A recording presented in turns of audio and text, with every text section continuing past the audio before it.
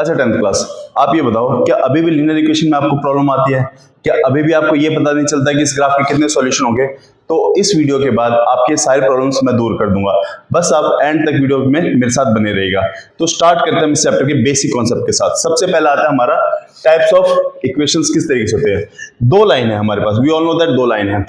वो दोनों लाइनें किस तरीके से होंगी? या तो लाइन ऐसे होगी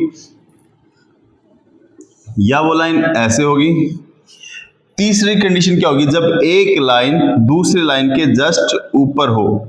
इसको मैं लाइन 1, इसको लाइन 2, लाइन 1, लाइन 2, और ये लाइन 1 एंड लाइन 2 दोनों एक साथ है।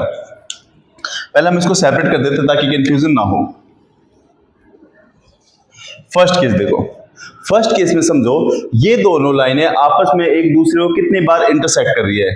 You can see this only one time, है ना। इसीलिए इसका नाम हमने क्या रखा है? वन सॉल्यूशन,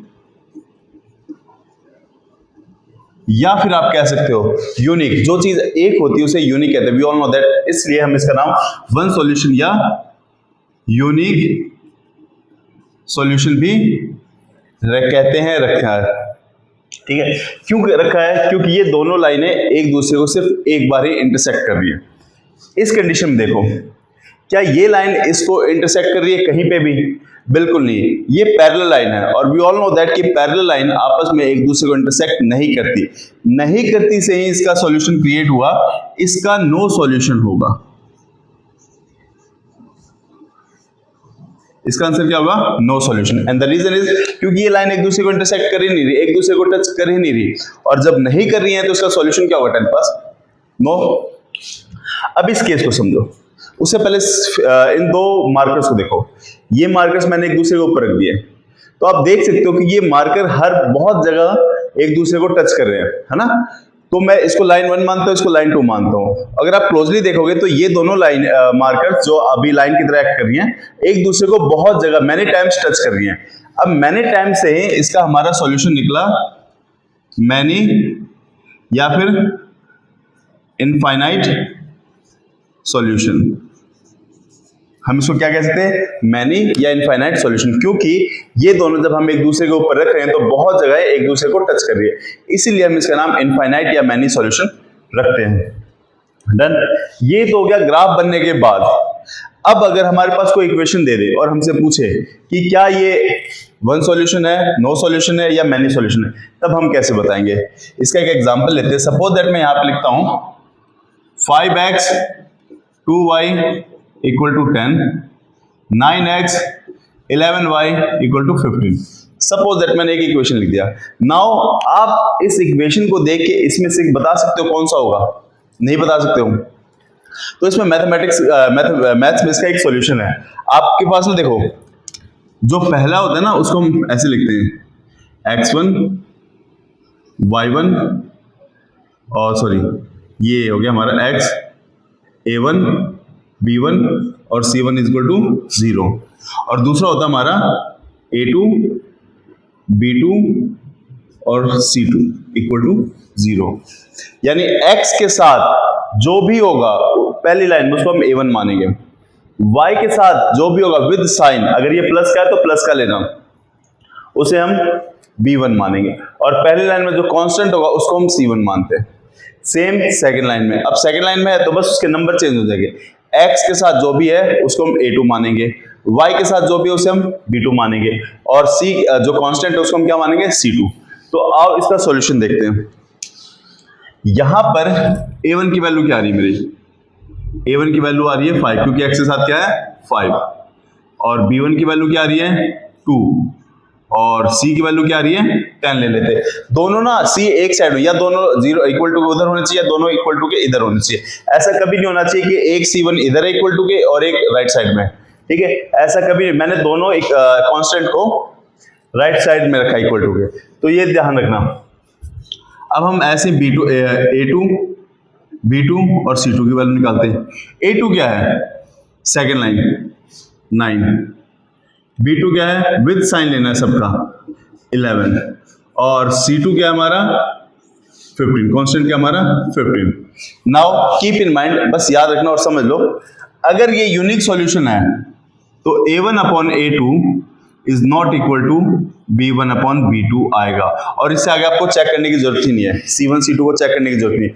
अगर आपका a1 upon a2 is not equal to b1 upon b2 आ गया तो आप कहोगे उसका यूनिक सॉल्यूशन है, वन सॉल्यूशन है। इसका चेक करते हैं। सबसे पहले हम क्या निकालेंगे, इसका a1 अलग अलग साइड में सेपरेटली। a1 क्या हमारा 5 और a2 क्या मेरा 9, या गया मेरा a1 अपॉन a2।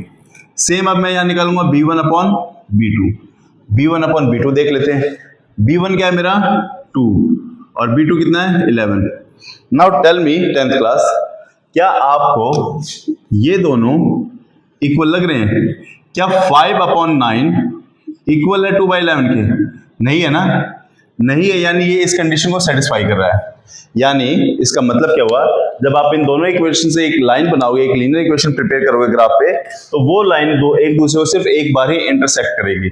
मुझे कैसे पता चला? मैंने एक वैल्यू निकाली a1 upon a2 b1 upon b2। इसमें c1 अपॉन c2 भी निकालते हैं, लेकिन पहले आप इन्हीं को चेक करो, इससे आपका टाइम बचता है। मैंने देखा a1 upon a2 is not equal to b1 upon b2। अगर ये दोनों इक्वल नहीं आ रहे, जैसे अगर इस कंडीशन को सेटिस्फाई कर रहा है, तो समझ लो ये लाइन वन सॉल्यूशन के लिए है। नो सॉल्यूशन के लिए क्या कंडीशन होती है भाई?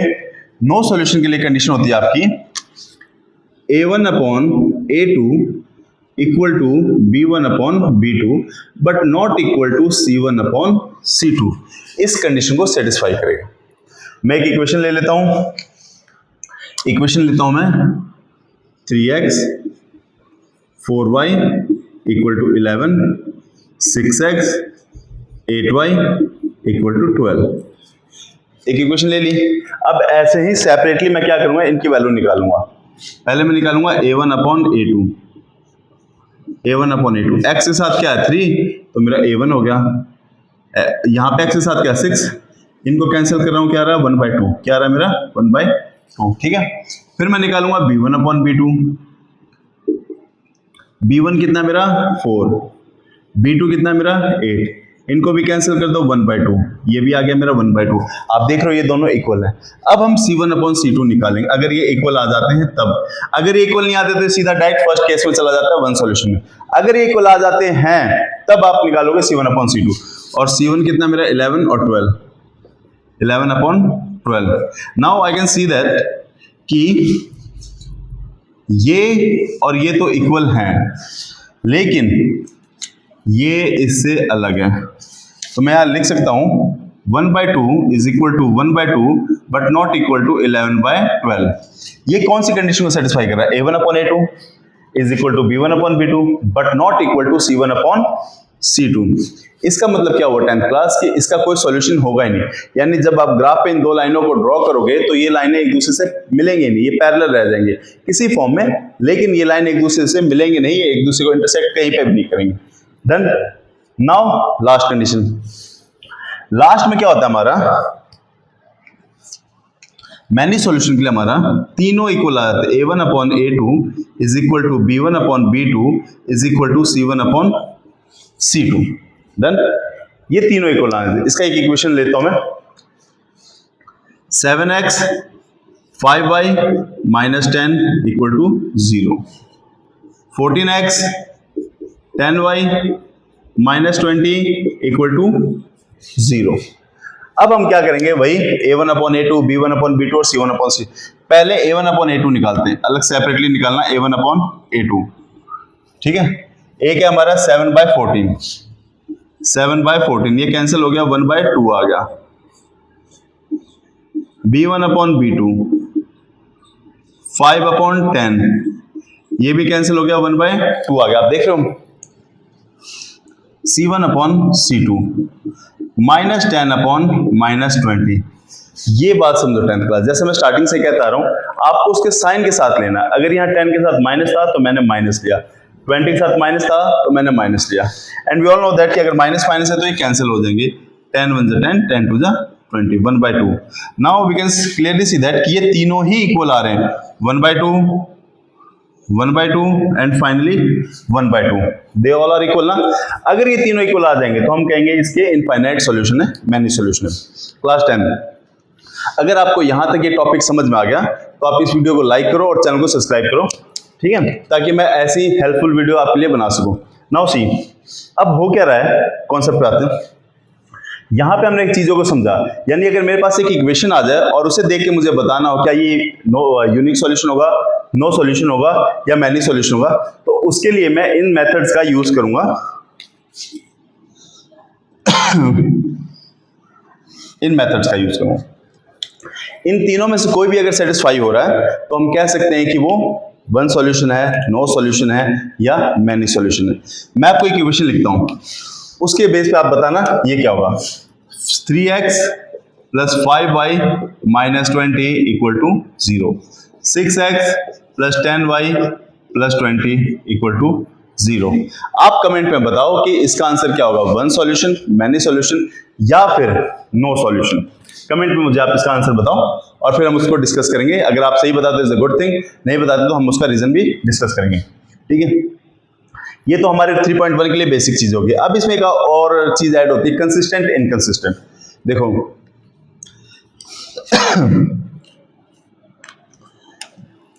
वन सॉल्यूशन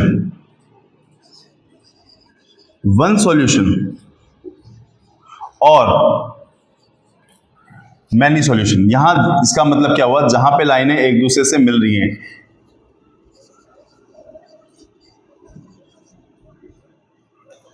वन सॉल्यूशन और मैनी सॉल्यूशन, अगर यानी लाइन एक दूसरे से एक बार मिल रही है, बहुत बार मिल रही हो, वो हमारा कंसिस्टेंट कहलाता है। ये हमारा क्या कहलाएगा, पूरा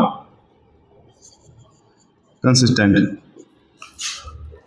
लेकिन जब लाइनें आपस में नहीं मिल रही हैं तो यही चीज हमारी कहलाएगी इनकंसिस्टेंट। इन लग जाएगा, क्यों? क्योंकि एक दूसरे को इंटरसेक्ट कर ही नहीं रही। तो जब ये लाइन एक दूसरे को एक बार इंटरसेक्ट करे या बहुत बार करे, इसको हम कहेंगे कंसिस्टेंट। और जब ये लाइन एक दूसरे को इंटरसेक्ट ना करे तो हम कहते हैं इनकंसिस्टेंट। आई होप इन सब चीजों के बाद आपको 3.1 की बेसिक चीजें समझ में आ गई होगी।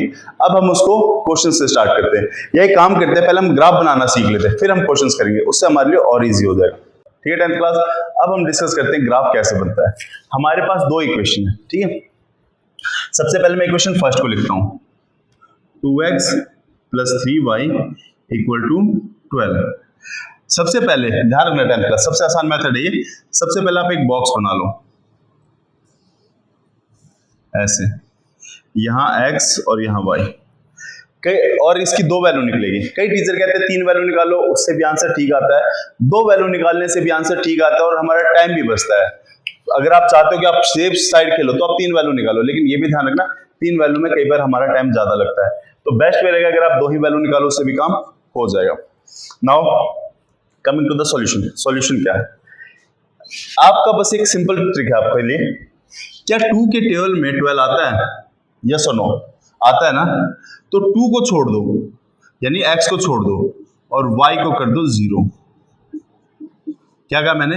अगर ये 2 के टेबल में आता है, यानी जिस साइड के टेबल में आता है उसको छोड़ के दूसरे वाले को 0 बनाओ, उसके साथ जो वेरिएबल है उसकी वैल्यू 0 रख दो और इसको एज इट इज रखो 2x।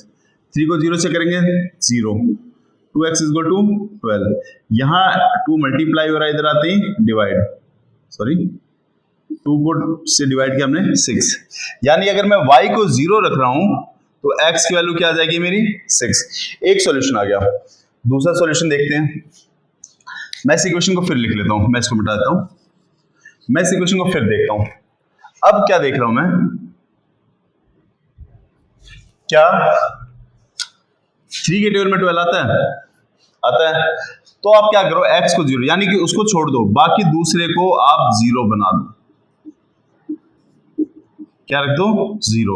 तो 2 को 0 से मल्टीप्लाई करें 10th क्लास 0, तो हमारे पास फाइनली क्या बच गया, 3y इक्वल टू 12। अब 3 यहां मल्टीप्लाई हो रहा है, इधर जाते हैं क्या हो जाता है, डिवाइड। 3 को डिवाइड कर दिया हमने, 4 आ गया, यानी y 4 आ जाएगा। कब? जब मैं x से क्या रखूंगा, 0। डन। यानी पहले इक्वेशन के मुझे पॉइंट्स मिल गए। अब हम अपनी दूसरी इक्वेशन देखते हैं। दूसरी इक्वेशन क्या हमारी, x plus y equal to 4। ठीक, अगेन जैसे मैंने आपको कहा था, जैसे आपको इक्वेशन देखिए, आपको क्या करना है, एक टेबल बना लेनी है। We have drawn the table, ये x ये y। ठीक, x के साथ कुछ भी नहीं है तो हम उसको 1 मानेंगे। क्या मानेंगे? 1। तो यहां 1 है। ठीक, तो मैं क्या करूंगा, y को डायरेक्टली 0 रख देता हूं। y को 0 रखूंगा तो y खत्म ही हो गया, यानी y को 0 रखा हुआ y, तो x वैल्यू क्या आ गई मेरे पास 4। ठीक है, यहां पे हम डायरेक्ट रख सकते हैं। ऐसे ही अगर मैं चाहूं, देखो दोबारा y की वैल्यू 0 मत रख देना, या x की वैल्यू 4 क्योंकि रिपीटेशन हो जाएगी। अब मैं क्या करूं, मैंने y को 0 रख दिया था, मैं x को 0 रखता हूं, y एज इट इज, ये खत्म हो गया, y की वैल्यू क्या आ गई 4। यानी अगर मैं x 0 रखता हूं तो y 4 आ जा रहा है इस इक्वेशन में, और y 0 रखता हूं तो y 4 रखता हूं तो x 0, और x 4 रखता हूं तो y 0 आ जा रहा है। ये तो हमारा सॉल्यूशन मिल गया। अब हम ग्राफ बनाएंगे, और ग्राफ को बनाते समय क्या क्या सावधानी, क्या क्या जो हमें चीजों का ध्यान रखना होता है उसके बारे में डिस्कस करते हैं। फर्स्ट ऑफ ऑल, टाइम बचाने का सबसे पहला तरीका, क्या हमारे पास कोई माइनस का नंबर है? नहीं है, तो माइनस के नंबर को ना के बराबर ही दिखाएंगे। फिर उसके बाद टाइम बचाने के सारे ट्रिक है। x की हाईएस्ट वैल्यू क्या है? 6, 4, 6 आए प्लस में, तो हम यहाँ पे प्लस 7 तक जाएंगे, 1 2 3 4 5 6 7, ठीक है। और y की हाईएस्ट वैल्यू क्या है? y की हाईएस्ट वैल्यू 4 ही है, तो 5 तक चले जाओ, एक ज्यादा तक, 1 2 3 4 5। नोट कर दे, माइनस के नहीं है इसलिए मैं माइनस के सिर्फ एक या डिजिट दिखा दूं ना तब भी बहुत है, -1 दिखा दिया, यहाँ -1 दिखा दिया, that's it. You know why? Because हमारे पास y की वैल्यू नहीं है।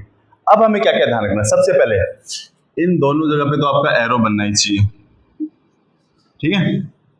फिर यहाँ पे लिखना आपको x एक्सिस, यहाँ पे x डैश, ये y एक्सिस और ये y dash.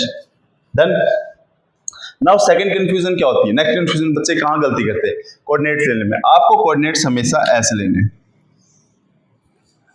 x6 y0। We all know that y axis पे, सॉरी x एक्सिस पे y0 होता है और y एक्सिस पे हर जगह x 0 होता है। मतलब क्या इसका? यानी इस पूरी लाइन में यहां यहां हर एक जगह क्या होगा? y0।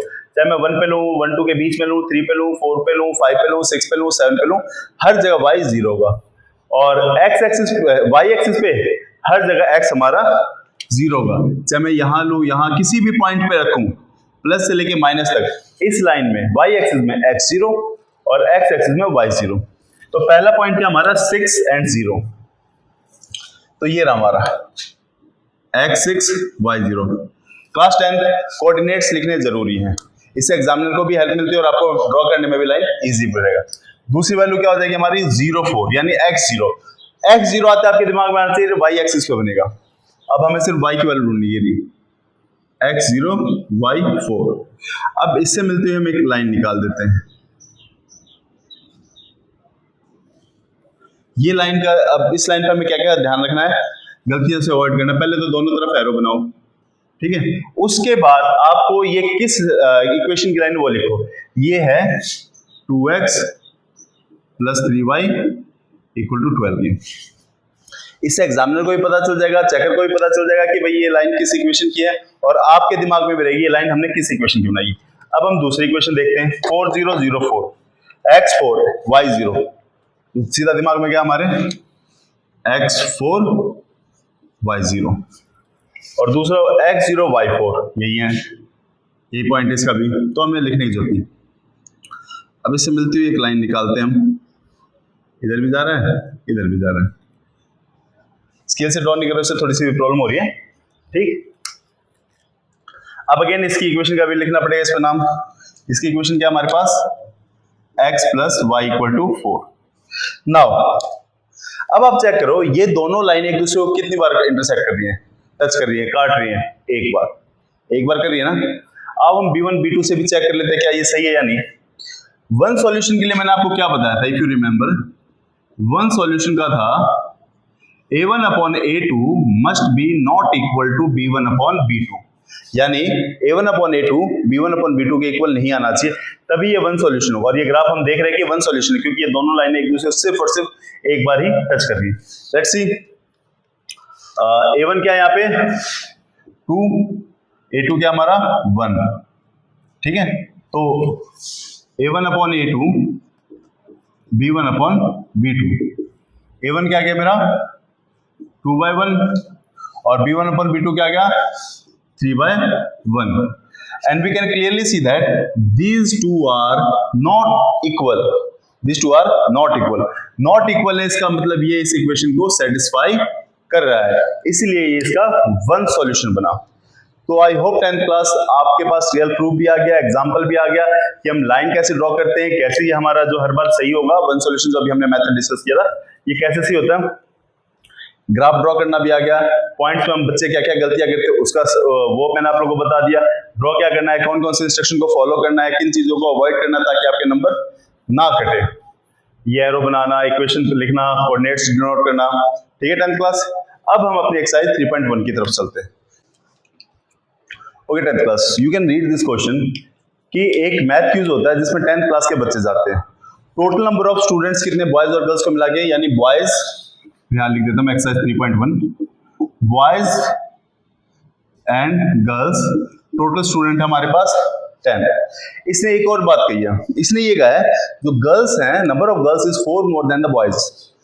गर्ल्स जो है वो बॉयज के नंबर से 4 ज्यादा है, यानी अगर बॉयज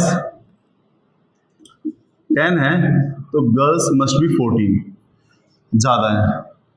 बॉयज अगर 4 हैं तो गर्ल्स मस्ट बी 8, बॉयज अगर 12 हैं तो गर्ल्स मस्ट बी 16, ठीक है। बट हमारे पास मैंने एक एग्जांपल दिया है, ये कंडीशन सेटिस्फाई नहीं हो रही क्योंकि हमें ये पता है दोनों टोटल जो स्टूडेंट है वो हमारे 10 है। ये तो मैंने एक एग्जांपल दिया, इसका मतलब क्या है। अब इसका मतलब क्या हो रहा है, अगर मुझे बॉयज और गर्ल्स को इक्वल करना है तो किस में 4 प्लस करूं, गर्ल्स में या बॉयज में, न्यूट्रल में। बॉयज में 4 प्लस करूंगा तभी तो गर्ल्स के बराबर आएंगे, तो यानी बॉयज में अगर मैं 4 प्लस करूंगा तो नंबर ऑफ गर्ल्स के बराबर आ जाते हैं। इतना समझ में आ गया क्वेश्चन में क्या क्या चीजें थी। पहली चीज, टोटल स्टूडेंट बॉयज और गर्ल्स को मिला के हमारे पास 10 थे, गर्ल्स की स्ट्रेंथ बॉयज से 4 ज्यादा थी। अगर मुझे बॉयज और गर्ल्स को इक्वल करना है तो बॉयज में 4 ऐड करूंगा। यहां बच्चे कंफ्यूज है, वो क्या करते हैं गर्ल्स में ही ऐड कर देते हैं, ऐसा नहीं होता क्योंकि गर्ल्स तो ऑलरेडी ज्यादा है। अगर हमें इक्वल करना है तो बॉयज को इक्वल करना है, यानी बॉयज में ऐड होगा, ठीक है। ये समझ में आ गया। अब हम क्वेश्चन की तरफ चलते हैं। क्वेश्चन हम क्या करेंगे उससे पहले एक चीज बताता हूँ। अभी जब थर्ड चैप्टर ना, इसमें हमेशा 2 चीजें गिवन होंगी, 2 चीजों के प्राइस के बारे में बात होगी, 2 चीजों के नंबर के बारे में बात होगी, 2 चीजों के वेट के बारे में बात होगी, पर 2 चीजें जरूर होंगी, ठीक है। यहाँ पे 2 चीजें क्या है, number of boys, number of girls, ठीक है। बच्चे क्या लेट करते हैं, let the apple be X. Apple को एक्स कैसे मान सकते हो, let the price of apple be X होगा, let the number of apple be X होगा। एप्पल एक्स कैसे हो जाता है, बच्चे ऐसे लेट करते हैं, तो उसके साथ उस यूनिट को मानना, आइटम को मत मानना। जैसे आप बॉयज को मैं एक्स कैसे मानूंगा, let the boys X, boys नहीं, let the number of boys, यानी यूनिट क्या है नंबर। स्टार्ट करते हैं सॉल्यूशन।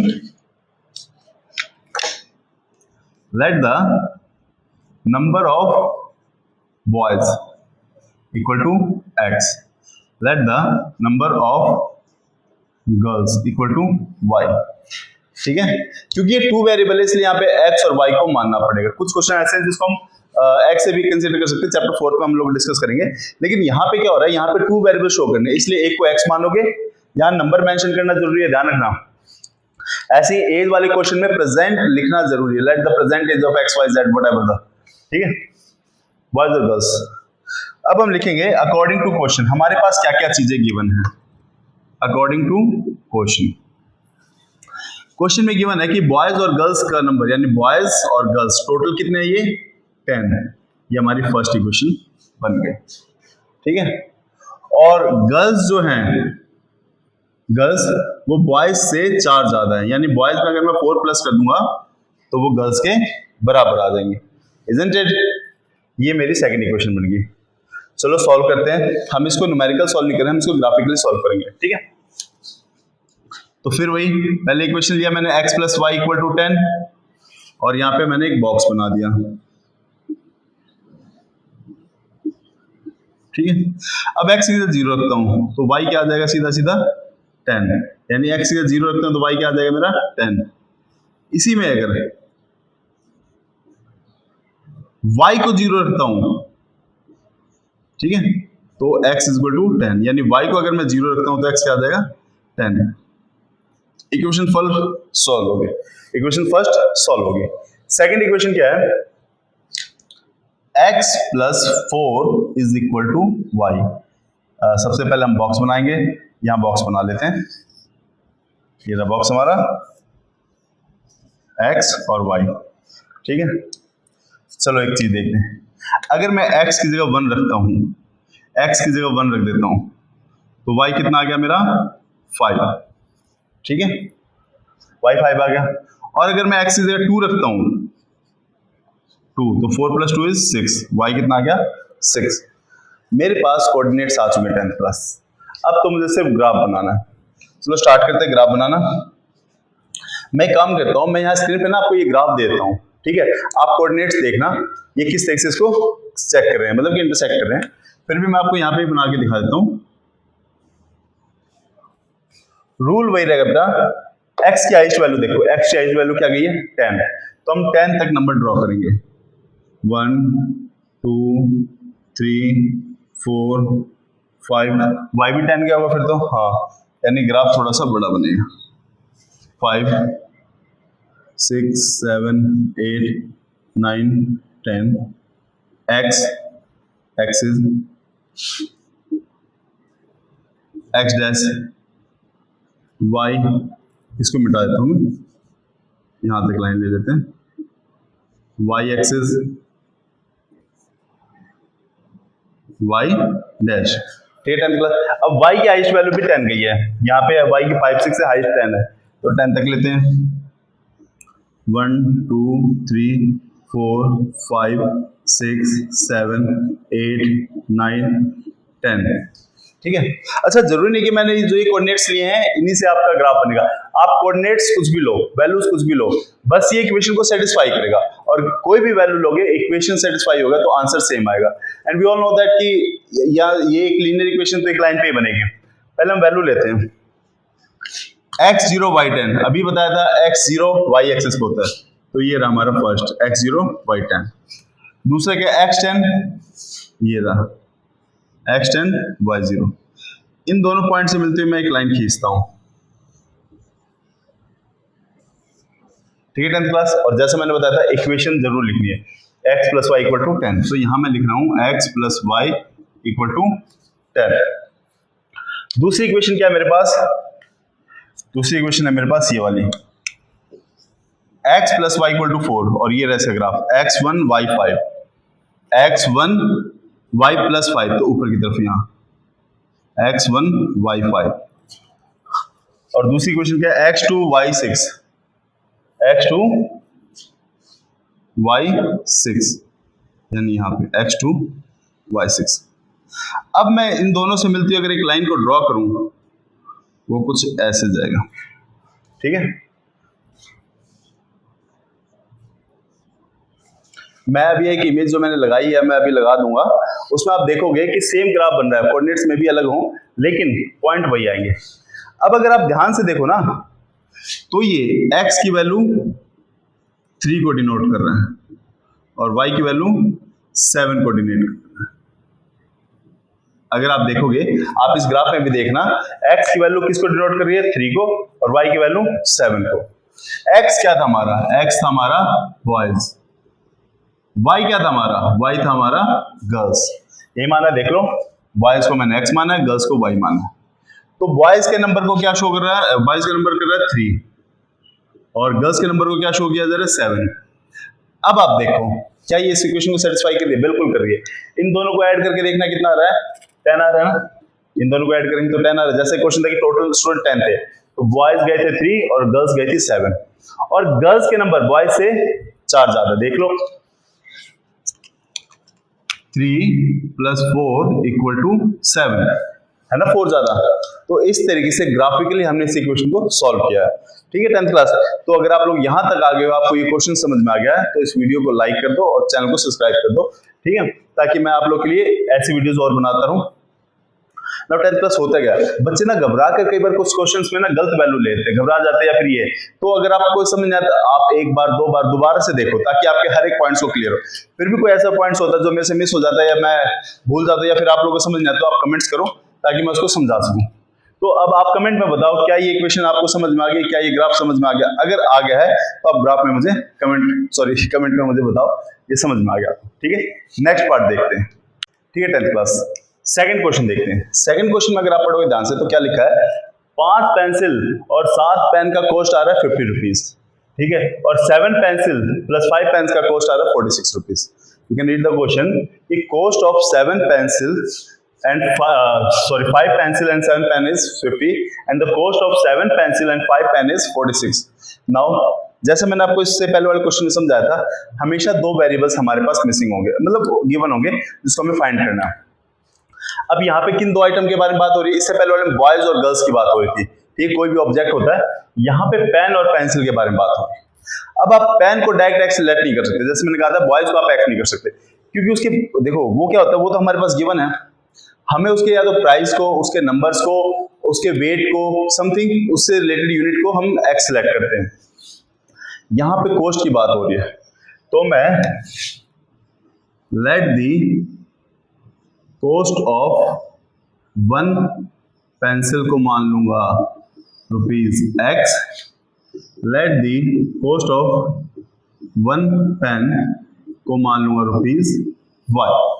ठीक है, बस अब मुझे क्या करना है, ये 5 तो नंबर है, पेंसिल को हटा के मुझे x लिख देना है यहाँ पे, और मेरी इक्वेशन तैयार। पेंसिल को हटा के मुझे x लिखना है, यहाँ भी पेंसिल है, इसको हटा के मुझे क्या लिखना है, x, और पेन को हटा के मुझे लिखना है y। पेन को हटा के मुझे क्या लिखना है, y। 7x 5y, ठीक है, 5x 7y, मेरी इक्वेशन रेडी होगी। आओ इसको सॉल्व करके देखते हैं। पहले इक्वेशन क्या है मेरे पास, 5x plus 7y equal to 50, यही है। ठीक है, क्योंकि कॉस्ट की बात हो रही है इसलिए मैं एक पेंसिल के, एक पेन के कॉस्ट को एक्स वाई मानूंगा। ठीक है, अब जैसे मैंने आपको समझाया था, जैसे इक्वेशन है आप क्या करो, बॉक्स रख दो। नाउ 10th क्लास देखो, इस इक्वेशन थोड़ा सा अलग होगा। ठीक है, क्योंकि इस बार ना 0 से काम नहीं चलेगा, कुछ और वैल्यू रखनी पड़ेगी। जैसे मैंने आपको समझाया था, आप ये चेक करो, क्या 5 से 50 डिवाइड हो रहा है, हो रहा है, 5 की 12 में आता है। तो आप क्या करो, 5 को छोड़ के y को 0 लिख दो। अब मैं क्या करूंगा, 7 के साथ 0 प्लस 5x मेरा एज इट इज रहेगा 7 के साथ। ठीक है, ये 7 तो खत्म हो गया, 5x इक्वल टू 50, यहाँ 5 मल्टीप्लाई हो रहा है, इधर आते ही डिवाइड 10, x की वैल्यू क्या आ गई 10, x की वैल्यू 10 आ गई, जब y की वैल्यू क्या आ रही है 0। इज इट क्लियर और नॉट? ठीक है, ऐसे ही हम सेकंड इक्वेशन को सॉल्व करते हैं। What is the second equation? Second equation is 7x, wait, अभी तो हमने सिर्फ एक ही वैल्यू निकाली है, दूसरी वैल्यू भी निकालनी है। अब यहाँ थोड़ा सा प्रॉब्लम क्रिएट होना शुरू होता है, देखो ध्यान से। फिर 5x 7y इक्वल टू 50। अब 7 के टेबल में 50 तो नहीं आता, तो कोई एक ऐसा नंबर रख के देखो जिससे कोई भी वैल्यू आए वो उसको सेटिस्फाई करे। फॉर एग्जाम्पल, अगर मैं y की जगह, इस y की जगह 5 रखता हूं तो क्या आता है, देखते हैं। क्योंकि अब ये सारे 5 5 के हो गए ना, तो डिवाइड हो जाएगा। 7 5 जा 35, ये 35 प्लस का उधर जाते ही माइनस का, 50 माइनस 35 15, यहाँ 5 मल्टीप्लाई हो रहा है, इधर आते ही डिवाइड 3। यानी अगर मैं y की जगह 5 रख रहा हूं तो x मेरा 3 आएगा। Isn't it clear ये? ठीक है, अब दूसरी इक्वेशन देखते भाई। दूसरी इक्वेशन क्या है? दूसरी इक्वेशन कुछ ऐसी है, 7x plus 5y equal to 46। अब मैं चाहता हूं कि आप कमेंट में मुझे इसका सॉल्यूशन बताओ। मेरे सॉल्व करने से पहले आप टाइम लो और ट्राई करो। ट्राई करने के बाद मुझे बताओ क्या ये आंसर आप सॉल्व, क्या ये इक्वेशन को आप वैल्यू निकाल पा रहे हो। ठीक है, और जिन जिन बच्चों का आंसर मेरे वाली वैल्यू आ रही है तो वो भी मुझे कमेंट बताएं, करके बताएं कि सर हमारे भी यही वैल्यू आई है। ठीक है, चेक करते हैं। जैसा कि रूल है, बॉक्स x y। अब यहाँ पे क्या प्रॉब्लम, ना तो 7 के टेबल में 46 आ रहा है, ना 5 के टेबल में 46 आ रहा है। ना व्हाट वी विल डू, हम क्या करेंगे, कोई वैल्यू सोचेंगे। अगर मैं यहाँ 5 रख रहा हूँ 25, उधर जाते माइनस हो जाएगा 46 माइनस 25 21, 21 7 से डिवाइड हो जाएगा। तो इस तरीके से आप ना जितने ट्राई करोगे, जितना एफर्ट डालोगे, आ जाएगा आपको प्रैक्टिस करने से। मैं y की जगह 5 रखता हूँ, 5 5 जा 25, 25 यहाँ प्लस का उधर जाते हैं माइनस, तो ये आ गया हमारा 21। अब यहाँ 7 मल्टीप्लाई हो रहा है, इधर आते हैं डिवाइड, x वैल्यू क्या आ गई 3, कब जब y की वैल्यू 5 रखी है मैंने, ठीक है। और कोई वैल्यू सोचो, अब कई बच्चे क्या करते हैं x वैल्यू 3 सोच लेते हैं, फिर वो y 5 तो रिपीटेशन हो जाएगी, तो इसको अवॉइड करो। अब देखो और क्या कर सकते हम, y की वैल्यू क्या रखें, देखो अगर मैं यहाँ 2 रखता हूं, यहां पे 2 रखता हूं, तो क्या होगा बताओ। या फिर हम y की वैल्यू माइनस भी रख सकते हैं, जैसे हमें पता है 7 8 जा 56, यानी 46 में अगर मैं 10 ऐड करूं तो 56 बन जाएगा, और 5 के टेबल में 10 आता है। बस हमें ये ध्यान रखना है प्लस का या माइनस का, हम लेंगे y -2 का, ठीक है, -2 का लेंगे, प्लस माइनस -50 -10 46, ये 10 माइनस का उधर जाते ही प्लस का हो जाएगा 56। अब यहाँ 7 मल्टीप्लाई उधर जाते ही डिवाइड, तो 56 को मैं 7 से डिवाइड करूँ तो 8 आ रहा है, यानी अगर मैं y की वैल्यू -2 रख रहा हूँ तो x की वैल्यू क्या आ जाएगी 8, x की वैल्यू क्या आ जाएगी 8। अब इन्हीं कोऑर्डिनेट्स को आप यूज करके एक लीनियर इक्वेशन बनाओ, उसको वेरीफाई करो क्या इक्वेशन सही आ रही कि नहीं, यानी कि आपको इन दोनों इक्वेशंस की मैंने वैल्यू बना दी है, आप ग्राफ बनाओ और उसके बाद मुझे बताओ क्या आपका आंसर सेम आ रहा है कि नहीं आ रहा है, ठीक है। अगर आपका आंसर मैच करा तो कमेंट में मुझे बताना कि सर हमारा आंसर आ गया, ठीक है। तो आई होप ये आपको समझ में आ गया होगा। हमने सबसे पहले इक्वेशंस लिखी, इक्वेशन फॉर्म की, फॉर्म करने के बाद उसमें वैल्यू पुट करके एक बॉक्स फॉर्म में बनाया। अब इन्हीं बॉक्सेस का यूज करके पिछले क्वेश्चन की तरह हम 2 लाइन बनाएंगे और वो दोनों लाइन एक ही जगह इंटरसेक्ट करेंगे, आप देख लेना, क्योंकि आप देखोगे A1 B1 और A2 B2 ये दोनों इक्वल नहीं आ रही, ये 7/5 आ रहा है और दूसरा आ रहा है 5/7, तो इक्वल नहीं है तो इनका यूनिक सॉल्यूशन नहीं बनेगा। और देखना जब आप इस ग्राफ को बनाओगे तो आपका भी यूनिक सॉल्यूशन बनेगा, दोनों जो लाइनें हैं वो एक दूसरे को सिर्फ एक ही जगह इंटरसेक्ट करेगी और उससे आपको x की वैल्यू मिलेगी और y की वैल्यू मिलेगी। और कमेंट में मुझे आप अपना आंसर बताना क्या है, और जिसका आंसर इससे मैच हो जाए वही मुझे कमेंट जरूर करें, ठीक है 10th क्लास। अब हम क्वेश्चन सेकंड की तरफ चलते हैं, वो थोड़ा इजी है, चेक करते हैं, ठीक है 10th क्लास। अब हम इसका सॉल्यूशन देखते हैं। क्वेश्चन फर्स्ट सेकंड का ये तीनों पार्ट लिख दिए। वी ऑल नो दैट, मैंने आपको बताया था, अगर a1/a2 is not equal to b1/b2 आ जाए तो हम इसको क्या कहते हैं, वन सॉल्यूशन इंटरसेक्टिंग, ठीक है। दूसरा a1/a2 is equal to b1/b2 but not equal to c1/c2 आ जाए तो हम इसको कहते हैं नो सॉल्यूशन, ठीक है। ऐसे ही अगर ये आ जाए a1/a2 is equal to b1/b2 और c1/c2 ये तीनों इक्वल आ जाए तो हम इसको मैनी सॉल्यूशन कांस्टेंट और मैनी सॉल्यूशन भी कहते हैं। इस क्वेश्चन में शायद आपके क्या लिखा हुआ है, इस क्वेश्चन में आपसे पूछा गया है कोइंसिडेंट, अगर ये लाइनें एक दूसरे के ऊपर आ रही है, इसको सेटिस्फाई कर रहा है तो इसको हम कोइंसिडेंट भी कहते हैं, मैनी सॉल्यूशन या कोइंसिडेंट। नाउ सी, सबसे पहले हम क्या करेंगे, a1/a2 निकालेंगे, a1/a2 अलग से 5.7, b1/b2 भी निकालेंगे -4/6। अब हम क्लियरली देख सकते हैं ये इक्वल नहीं, ये आ गया हमारा 2/3 माइनस का, ठीक है, और ये आ गया 5/7, तो हम कहेंगे 5/7 इज नॉट इक्वल टू -2/3, सो ये क्या हो गया, वन सॉल्यूशन इंटरसेक्टिंग हो गया, ये लाइन एक दूसरे को इंटरसेक्ट कर रही है। इस क्वेश्चन में देखते हैं, इस क्वेश्चन में क्या हमारे पास, सबसे पहले वही a1/a2 निकालते हैं 9/18, फिर b1/b2 निकालते हैं 3/6, फिर c1/c2 निकालते हैं 12/24। You can clearly see that 1/2 9 to the 18 3 to the 6 12 to 24 ये सारे इक्वल आ रहे हैं, ये भी 1/2 आ गया, ये भी 1/2 आ गया और ये भी 1/2 आ गया, यानी a1/a2 is equal to b1/b2 is equal to c1/c2, ये तीनों आ गए हमारे इक्वल। अब ये इक्वल आ गया तो हम इसको क्या कहेंगे, मैनी सॉल्यूशन या कोइंसिडेंट। ठीक है, नेक्स्ट थर्ड चेक करते हैं। थर्ड में हमारे पास क्या है, a1/a2 6/2। एक बात और ध्यान रखना 10th क्लास, कई बार बच्चे क्या करते हैं इसके साथ x और y भी लिख देते हैं। जैसे मैंने यहाँ नंबर लिखा है ना सिर्फ 6/2, यहाँ पे 6x/2 x लिखने की जरूरत नहीं है, y लिखने की जरूरत नहीं, सिर्फ ये वैल्यू लिखनी।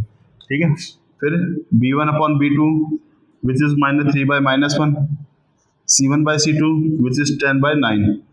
ठीक है, चेक करते हैं, माइनस से माइनस कट गया 3/1, 3 2 6, 3/1, और ये कैंसिल नहीं हो रहा है। इसका मतलब क्या हो रहा है, a1/a2 और b1/b2 ये तो इक्वल आ गए, लेकिन c1/c2 इक्वल नहीं आए। तो इसका मतलब क्या हुआ, ये लाइन क्या है आपस में पैरेलल, नो सॉल्यूशन है। ठीक है, अगर ये लाइन एक दूसरे को इंटरसेक्ट कर रही है, इंटरसेक्ट लिखना या वन सॉल्यूशन लिखना, ये कंडीशन आ रहा है तो आप इसको मैनी सॉल्यूशन या कांस्टेंट लिखना, और सॉरी ये नॉट इक्वल टू आएगा, नॉट इक्वल टू आएगा। अगर ये कंडीशन सेटिस्फाई हो रही है तो आप कहोगे पैरेलल या नो सॉल्यूशन। ठीक है 10th क्लास, बाकी क्वेश्चंस हम नेक्स्ट पार्ट में करेंगे। आई होप आपको ये पार्ट समझ में आ गया होगा। तो अगर कोई भी डाउट, कोई प्रॉब्लम होती है तो आप कमेंट्स करो और मुझसे पूछो, मैं आपकी हेल्प करूंगा। और वीडियो अच्छी लगी हो तो आप वीडियो को लाइक और सब्सक्राइब जरूर करके जाना। Thanks 10th class.